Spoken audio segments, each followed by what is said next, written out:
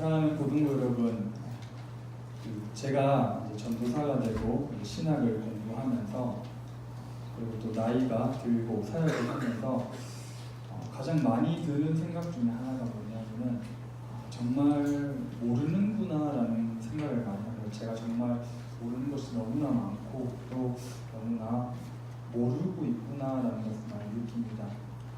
사실 제대로 아는 것도 잘 없고요. 정확히 안다고 하지만 또 정확히 아는 것도 잘 없고, 그리고 깊이 아는 척 할 수도 있지만 깊이 아는 것도 잘 없는 것을 공부하면서 또한 사역을 하면서 많이 느낍니다. 그런데 이런 저의 어떤 연약함과 무지함을 이렇게 보면서 느끼면서 한 가지 드는 생각은 내가 이렇게 부족하기 때문에, 내가 이렇게 모르기 때문에 오히려 더 하나님을 의지할 수 있구나라는 그런 마음을 많이 주시더라고요. 그래서 내가 스스로 모르고 부족하다는 것을 내가 더욱 알아가면서 결국에 내가 의지할 것은 하나님밖에 없구나라는 사실을 조금 더 깨닫게 해주시는 것 같습니다. 사실은 저희는 다 알지 못합니다. 저희는 아는 척하고 저희는 알 수 있다라고 생각도 하지만 사실은 우리는 다 알지 못하기 때문에 다 아시는 분은 하나님밖에 없구나. 이 사실, 이 어떤 이런 고백부터가 사실은 우리의 믿음이라고 봐야 될 겁니다. 우리의 신앙은요, 우리가 잘나서 하는 것이 아니라 우리의 신앙은 오히려 내가 부족하고 내가 연약하기 때문에 내가 하나님을 더욱더 의지해야 되겠구나라는 이 마음에서부터 사실 우리들의 신앙이 시작이 되는 것이기 때문에 꼭 여러분들께서 좀 더 우리 인간의 어떤 연약함을 더 알고, 또한 그렇기 때문에 하나님을 더 의지하고 또 우리는 하나님의 말씀을 들을 수밖에 없구나라는 것을 그런 고백을 통하여서 신앙이 더욱더 성장하는 고등부가 되기를 예수님 이름으로 간절히 바랍니다.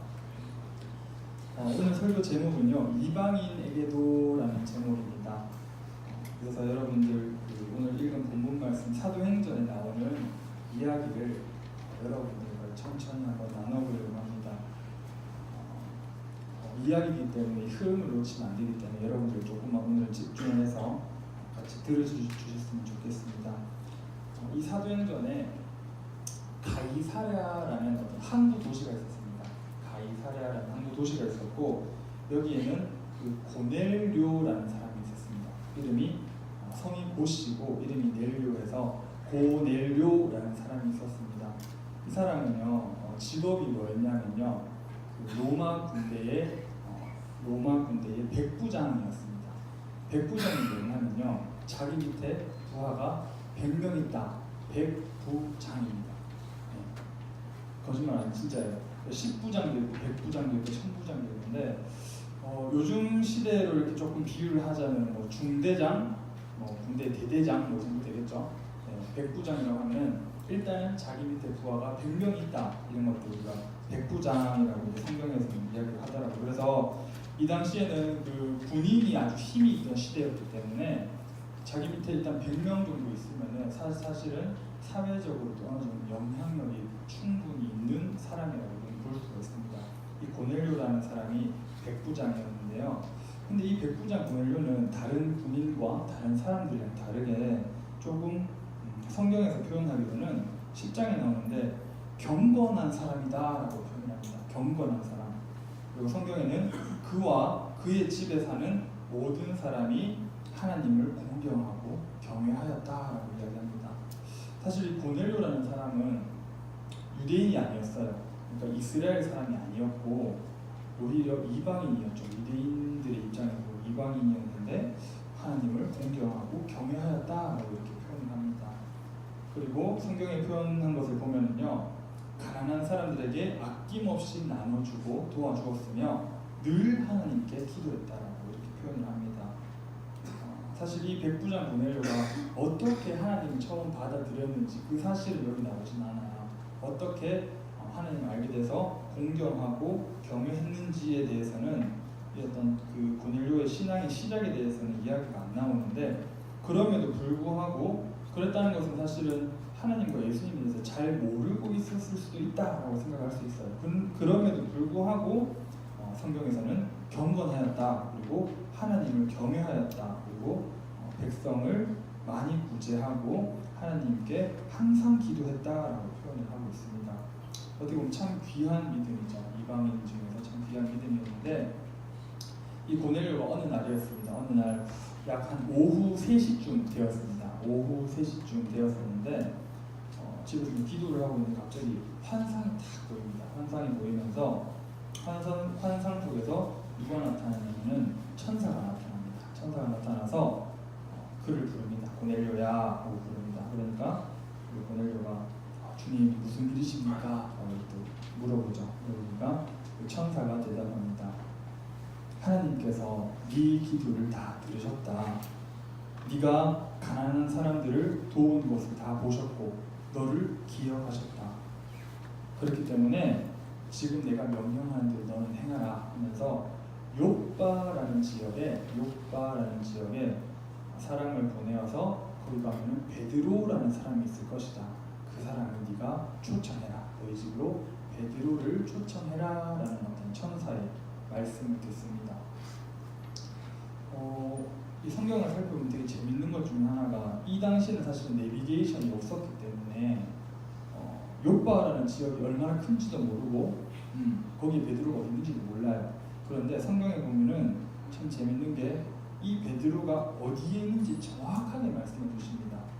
가죽 제품을 만드는 시몬이라는 사람의 집에 베드로가 있는데 그 시몬의 집은 바닷가에 있다라고 되게 정말 하나님께서 이렇게 대충 떠내주시는 게 아니라 정확하게 말씀을 주시는 거죠. 그리고 이 고넬료는 하나님의 말씀에 순종을 합니다. 사실은 우리는 어떤 하나님의 말씀 아니면 어떤 것을 이렇게 많이 느꼈을 때 과연 이게 진짜일까? 과연 이게 하나님의 말씀일까? 아니면 그 내 생각인가? 그냥 개꿈인가? 이렇게 생각할 수도 있는데 이 고넬료는 의심하지 않고 바로 순종하죠. 이런 부분에 있어서 보면은 고넬료한테는 어떤 환상이 하나님께서 말씀하셨다는 확신과 어떤 영적인 분별이 있지 않았나 생각을 해봅니다. 그래서 이 고넬료는 베드로에게 사람을 보내죠. 사람을 보냅니다. 그리고 장면이 바뀌어가지고 이제 고넬료의 그 사람들이 베드로의 집에 그 가죽 제품을 만드는 시몬이라는 사람의 욥바 그 지역에 도착했을 때쯤 됐을 때 이 장면에서 무슨 장면이 나오냐면요. 베드로가 그때쯤 됐을 때 이제 기도하러 올라가는 장면이 나옵니다. 기도하러 올라가는데 사실 베드로는 그때 배가 좀 너무 고파가지고 뭐 좀 먹었으면 어떨까 이런 약간 좀 출출한 지경에 있었거든요. 그런데 당시에 유대인들은 이제 하루에 3끼를 안 먹었다고 하루에 2끼를 먹었다고 합니다. 하루에 2끼 먹고 안식일에만 우리는 3끼 먹잖아요. 이 사람들은 안식일에만 3끼 먹는 이런 풍습이 있었다고 해요. 그래서 베드로는 이제 식사 시간이 많이 남아 있었으니까 어떤 식사를 기다리면서 지붕에 올라가서 이제 기도를 했습니다. 기도를 딱 하러 지붕에 올라갔는데 베드로도 고넬료에게 환상을 보여주셨던 것처럼 베드로에게도 하나님께서 어떤 환상을 하나 보여주십니다. 어떤 환상이냐면요. 하늘이 이렇게 쫙 열립니다. 하늘이 쫙 열리더니 이게 큰 보자기가 이렇게 4기퉁이가 묶여가지고 쫙 내려옵니다. 보자기가 4기퉁이 딱 묶여가지고 내려오는데 그 안에 뭐가 담겨있는지 이렇게 베드로가 보니까 4발 달린 짐승들이 갖가지 짐승들이 담겨있고요. 그리고 땅에 기어다니는 파충류들 그리고 날짐승들 새의 어떤 종류들이 이런 짐승들이 막 섞여가지고 큰 보자기에 딱 담겨있는 거예요. 성경에는 어떤 동물이 있었는지 정확하게 얘기는 안 합니다. 얘기는 안 해주는데 이 내용을 이렇게 문맥적으로 살펴보면요, 이 당시에는 이스라엘 백성들이 먹을 수 있는 어떤 정한 짐승이 있었고요, 그러니까 정결한 짐승이 있었고 이스라엘 사람들이 먹을 수 없는 부정한 짐승들이 있었어요. 이런 것들이 막 섞여가지고 보자기에 가득 담겨 있는 거예요. 한 장만 넘겨주실래요? 레위기 20장, 그러니까 구약성경 레위기 20장에 보면은요, 25절에 보면은 너희는 짐승이 정하고 부정함과 새가 정하고 부정함을 구별하고 내가 너희를 위하여 부정한 것을 구별한 짐승이나 새나 땅에 기는 것들로 너희의 몸을 더럽히지 말라라고 하나님께서 이야기하십니다. 그러니까 구약 시대에는 이런 게 정해져 있었다는 거죠. 사실 지금 우리가 돼지고기를 되게 잘 먹잖아요, 그렇죠? 근데 이 당시에 돼지는 그 어떤 구약의 레위기상의 어떤 그 율법상으로 봤을 때는 부정한 짐승으로 구별되고 있었어요. 그래서 사실은 유대인들은 돼지를 먹지 않았죠. 이런 것뿐만 아니라 어떤 부정한 짐승과 정결한 짐승이 나눠져 있었기 때문에 사실은 유대인들은 구분을 해서 구별을 해서 이렇게 식사를 했습니다. 이렇게 이제 환상이 보이는 거죠. 네 귀퉁이에 여러 가지 동물들이 담겨서 딱 있는데 보니까 베드로가 딱 보니까 이제 왜 부정한 짐승들이랑 그런 정결한 짐승들이 섞여 있지라고 고민을 하는 찰나에 베드로한테 음성이 딱 들려옵니다. 베드로야, 일어나 그것들을 잡아 먹어라 라고 이야기를 하십니다. 베드로가 이상하죠. 베드로가 참 이상합니다.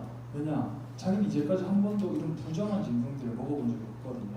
항상 그 유대교 안에서 유대인들이 생각하는 하나님께서 정하다고 그 정한 짐승들만 먹어왔었는데 하나님께서 왜 부정한 짐승들과 정한 짐승들이 같이 이렇게 있는 그 짐승들을 보고 잡아 먹어라 라고 이야기를 하시나 이렇게 속으로 생각을 하면서 하나님께 이야기합니다. 주님, 저는 그렇게는 못하겠습니다. 저는 이제까지 한 번도 부정한 짐승들, 속된 짐승들, 하나님께서 얘기하실 때 그런 부정하거나 깨끗하지 못하다고 말씀하신 그 짐승들은 제가 한 번도 먹은 적이 없기 때문에 지금 못 먹겠습니다 라고 얘기하는 거죠.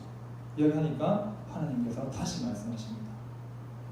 내가 깨끗하다고 이야기한 것을 네가 왜 더럽다고 이야기하느냐. 내가 정결하다고 했는데 왜 네가 짐승들을 부정하다라고 이야기를 하느냐라고 이야기를 하십니다. 하나님께서 성경에 이렇게 나와 있어요. 하나님께서 깨끗하게 하신 것을 네가 속된 것이다 라고 하지 말라라고 이야기를 합니다. 이런 일이 3번이나 반복이 돼요. 3번이나 반복이 되고 보자기가 싹 하늘로 다시 올라갑니다. 이런 환상을 베드로가 지붕 위에서 기도하다 본 거죠. 그래서 베드로가 한참 생각을 합니다. 왜 하나님께서 나한테 이런 환상을 보여주셨을까? 왜 하나님께서는 이런 부정한 짐승들을 먹으라고 이야기하시면서 왜 하나님께서 깨끗하다고 한 것을 네가 속된 것이 하지 말라 이런 말씀을 주셨는가라고 이제 고민을 하고 있는 찰나에 이제 고넬료가 베드로한테 보낸 사람들이 도착을 합니다.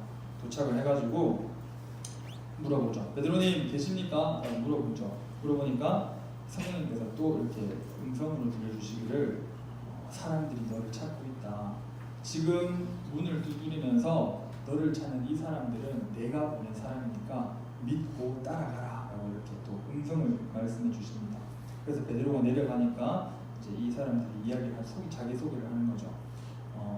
저희는 여기서 떨어진 가이사랴라는 지방에서 사는 고넬료라는 백부장이 계시는데 그 사람 집에 있는 종들입니다 라고 이야기하면서 이 고넬료 백부장님은 정말 의로운 사람이고 하나님을 경외하는 사람입니다. 그리고 많은 유대인들한테 존경을 받는 그런 백부장입니다.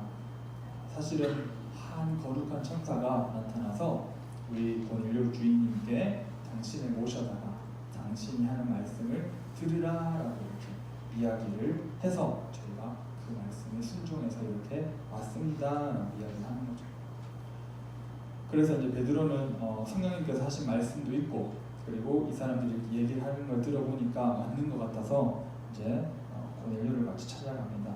고넬료를 찾아가서 그 고넬료 집 딱 들어가니까 고넬료가 대충 이렇게 사실 고넬료가 백부장이라고 하면은 나름 그 지방에서도 영향력이 있고 절대로 사회적으로 지위가 낮은 사람이 아니에요. 낮은 사람이 아닌데도 불구하고 베드로가 오신다는 말을 듣고는 자기랑 자기 가족, 자기 친구들 싹 모아가지고 베드로가 온 뒤에 딱 정말 대기해서 딱 준비하고 말씀을 들을 준비를 쫙 하고 있는 겁니다. 그래서 베드로가 안으로 딱 들어가자마자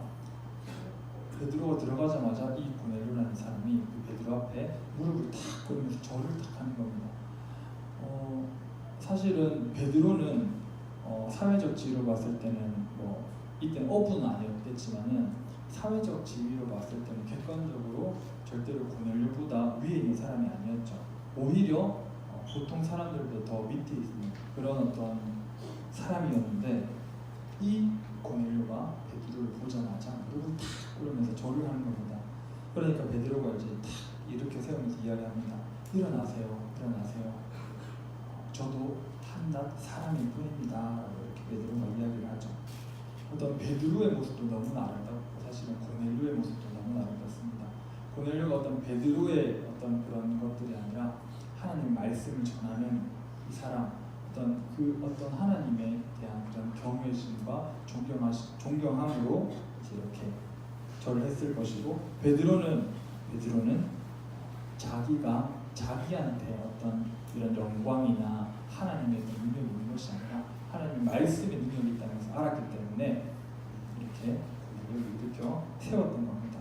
세우면서 이제 베드로가 말합니다. 여러분들도 잘 아시겠지만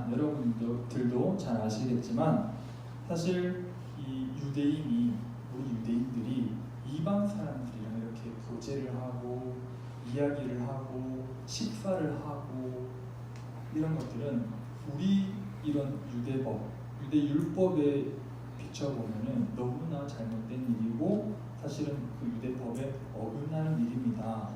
그런데 하나님께서 저한테 환상을 보여주셨는데, 하나님께서 거룩하다, 하나님께서 깨끗하다 하신 것을 왜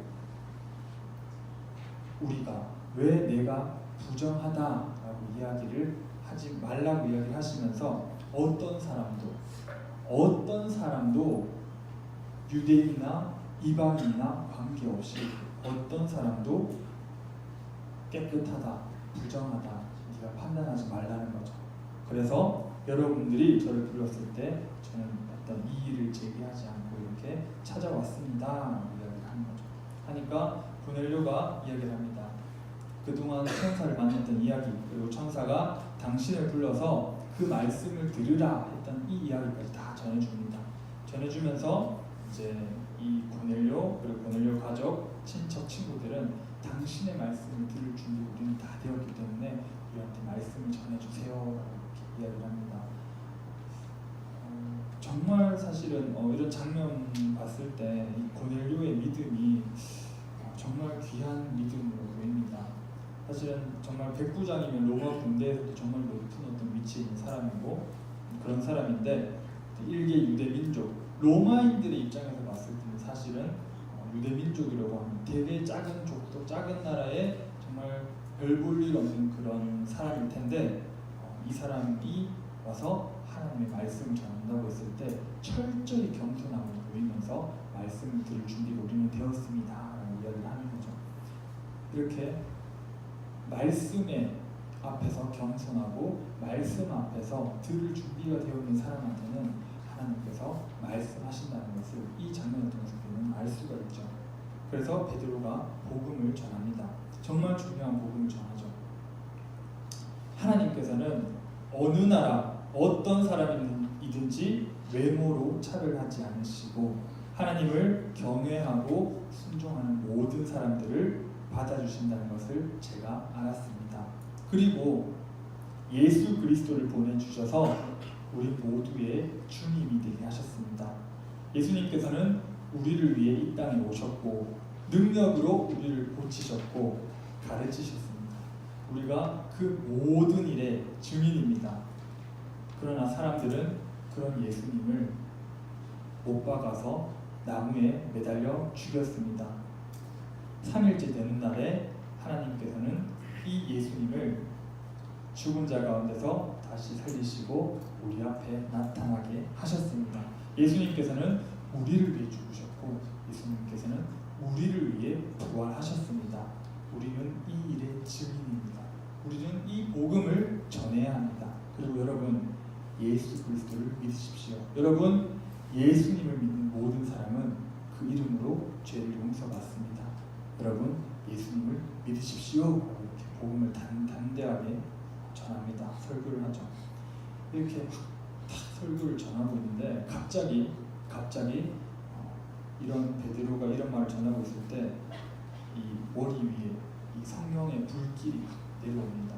사실은 이 말씀을 전하는 도중에 성령이 임했다라는 구절은 성경에 딱 두 구절이 나오거든요. 그게 언제냐면은 처음에 예수님께서 약속하신 오순절 다락방에서 그때 말씀을 전할 때 성령이 딱 임하는 그런 장면이 있고요. 그리고 이 베드로가 고넬료에게 말씀을 전할 때 딱 두 번째 성령이 딱 임하는 이런 장면이 나타납니다. 얘기를 하면서 이야기하는 거죠. 그러니까 베드로랑 같이 함께 온 유대인들이 놀랍니다. 사실은 긴가민가했어요. 왜냐하면 이 유대인들의 입장에서는 이방인들은 우리가 생각하기에 너무나 부정하고 깨끗하지 못하고 하나님을 믿지 않고 이방신을 섬기는 아주 우리가 봤을 때는 너무 부정한 사람들인데 과연 이 사람들한테 이 복음을 전했을 때 효과가 있을까? 과연 이 사람들한테 우리가 복음을 전했을 때 정말 하나님께서 역사를 하실까라는 궁금증이 그때까지도 있었던 거죠. 근데 실제로 성령 하나님께서 임하시는 장면을 딱 보니까 확신이 드는 거죠. 아, 하나님께서 우리 유대인에게만 이 성령 하나님을 주시는 것이 아니라 하나님을 믿는 모든 사람에게 복음을 주신 거구나. 예수님은 우리 유대인을 위해서만 온 것이 아니라 예수님을 믿고자 하는 모든 사람에게 오신 거구나라는 것을 깨닫게 되는 겁니다. 그래서 베드로는 며칠 동안 더 있으면서 그들에게 세례를 주면서 더 며칠 동안 말씀을 전하죠. 그리고 이제 베드로가 다시 이제 예루살렘 교회로 돌아옵니다. 돌아오니까 말들이 너무 많아요. 이 당시에도 뭐 한국 교회뿐만 아니라 모든 교회가 있습니다. 사람들이 모이는 곳이기 때문에 뭐만 어떤 자기 기준에 맞지 않으면 사실 말이 너무나 많아요. 이 초대교회도 똑같습니다. 근데 사람들이 모이기 때문에 그리고 사람들이 연약하기 때문에 어쩔 수 없는 거죠. 예루살렘으로 베드로가 돌아가니까 유대인들이 막 비난합니다. 유대인들이 아니 어찌해서 저 부정한 이방인들에게 복음을 전하고 세례를 줄 수 있느냐 따지고 막 비난합니다. 그러니까 베드로가 오늘 우리가 읽은 말씀을 그대로 전하는 거죠. 한 장만 넘겨주세요, 선생님. 그런즉 하나님이 우리가 주 예수 그리스도를 믿을 때에 주신 것과 같은 선물을 우리에게뿐만 아니라 그들에게 두셨는데 내가 뭔데? 내가 누군데 과연 하나님이 우리가 막을 수 있겠느냐라고 이야기를 합니다. 얘기하시면서 그들이 이 말을 듣더니 잠잠합니다. 잠잠하면서 하나님께 또 영광을 돌리는데 그러면 하나님께서 이방인에게도 생명을 얻는 회개를 주셨도다 하니라라고 이렇게 고백을 하면서 어떤 이런 논란이나 어떤 비난 같은 것들이 쫙 사그라드는 거죠. 이게 사도행전 10장이랑 11장에 나오는 전체적인 스토리입니다. 이 사건을 통해서 사실은 하나님은 유대인들만의 하나님은 이스라엘 백성들만의 하나님이 아니라는 것은 그들을 알게 되었던 거죠. 혈통적인 유대인들만이 하나님께서 선택한 백성들이 아니라 오직 예수 그리스도를 믿는 자들 모두가 하나님께서는 자신의 백성으로 삼겠다라는 그런 말씀을 해주시고 그런 사람들에게 성령을 주신다고 약속을 했고 이렇게 이런 믿는 이방인들이 성령을 받아서 하나님의 백성이 됨으로써 사실은 우리가 지금 한국에도 이런 복음이 우리 한국인들에게도 복음이 전해질 수 있었던 거죠. 사실 유대인들이나 어떤 로마인들 입장에서 보면은 우리 한국인도 이방인이잖아요, 그렇죠? 한국인도 이방인인데 이렇게 우리가 복음을 전할 수 있었던 받을 수 있었던 이유는 하나님께서는 예수 그리스도를 믿는 모든 자에게 복음이 전해지길 원하시기 때문이죠. 마태복음 20장 28절에 보면은 모든 족속에게 사마리아 땅 끝까지 이르러 모든 족속을 제자로 삼으라라고 이야기하십니다. 선교, 복음, 전도 이런 것들을 우리만 가지고 있는 것이 아니라 우리에게만 해당되는 것이 아니라 모든 예수 그리스도를 믿고자 하는 모든 사람들에게 우리는 복음을 전해야 한다는 이 당위성이 이 말씀을 통해서 우리는 가질 수가 있습니다. 이 말씀들을 통하여서 우리가 깨달을 수 있는 바는요. 많은 사람들은 사실은 자신 마음속에 자기만의 장벽들을 다 가지고 있어요. 편견도 가지고 있고, 어떤 사람들은 가족 가운데 믿지 않는 가족이 있으면 그 가족한테 복음을 전해야 한다라는 것을 알고 있으면서도 어떤 편견이나 어떤 두려움 때문에 전하지 못하는 경우도 있고요. 그리고 잘하는 친구나 학교 친구나 또 아니면 학교 주위 지인들에게 복음을 전해야 된다는 것을 알면서도 또 잘 전하지 못하는 사람들도 있습니다. 어떤 분들은 일터에서 같이 일하고 있는 주위 동료들에게 복음을 전해야 한다는 것을 알면서도 전하지 잘 못하는 거죠. 마음속에 아직까지도 어떤 두려움과 편견과 장벽들이 있기 때문입니다. 내가 만약에 이 복음을 전해서 그리고 뭔가 내가 어떤 예수쟁이가 되는 그런 느낌을 이 사람이 받아서 나랑 과연 관계가 멀어질까? 관계가 서먹해질까? 아니면은 우리 기독교에 대한 어떤 이미지가 너무나 안 좋기 때문에 내가 과연 전했을 때 이 사람들이 어떻게 반응할까라는 어떤 두려움들 때문에 사실은 그런 관계가 깨질 것에 대한 두려움, 그리고 불이기 때문에 사실 염려하면서 우리 마음속에는 복음을 전하는데 장벽들이 다 있습니다. 말씀드리면은 우리는 이 복음 전할 때 가장 먼저 깨져야 되는 것은 그 사람들의 마음이 아니라 우리의 마음이 먼저 깨져야 됩니다. 우리들이 가지고 있는 이런 장벽과 편견들이 먼저 깨져야 되고요. 그럴 때 우리가 복음의 확신을 가지고 그들에게 전할 수 있는 거죠. 사실은 이런 장벽이랑 편견들을 깨기가 너무나 힘듭니다. 우리가 살아온 인생이 몇 년이에요. 그동안 쌓여왔던 이런 장벽과 편견들이 한 번에 깨질 수 있을까요? 그렇기 때문에 우리는 성령 하나님께 우리의 마음을 먼저 변화시켜 달라고, 이런 장벽과 편견들이 없어지고 이것보다 하나님의 말씀이 더욱더 나의 최고 우선순위가 되어서 내가 담대하게 전할 수 있도록 그런 마음을 달라고 우리 성령 하나님께 기도를 해야 되겠죠. 또 이번에 우리가 유초등부랑 중고등부에서 선교를 또 갑니다. 가는데 선교를 통하여서 사실은 하나님과 예수님을 잘 모르는 복음을 잘 모르는 친구들에게 우리를 통하여서 이 복음이 전해지기를, 이 복음의 씨앗이 그들 마음속에 잘 심겨져서 정말 열매 맺는 그런 우리 사회가 될 수 있도록, 열매 맺는 선교와 전도가 될 수 있도록 우리 고등부 모두가 이 선교팀을 위해서 같이 기도를 주셨으면 좋을 것 같고요. 그리고 이런 해외 선교뿐만 아니라 사실은 여러분들 각자 한 명 한 명이 다 선교사입니다. 각자 한 명 한 명이 자신에게 주어진 일터, 자신에게 주어진 학업, 자신에게 주어진 학교, 학원, 어떤 친구들 사이에서 여러분들은 예수님을 모르는 자들에게는 여러분들 한 명 한 명 다 선교사라는 것을 잊지 마시고, 하나님의 선택한 백성이라면은 우리를 통하지 않고서라도 그들에게 분명히 하나님의 복음을 전해질 것입니다. 하지만 그 복음이 남을 통해서 전해지는 것이 아니라 나를 통하여서 하나님, 나를 통하여서 그 귀한 복음이 전해지게 해주십시오라는 마음을 가지고 우리는 전도를 하고 복음을 전해야 된다는 거죠.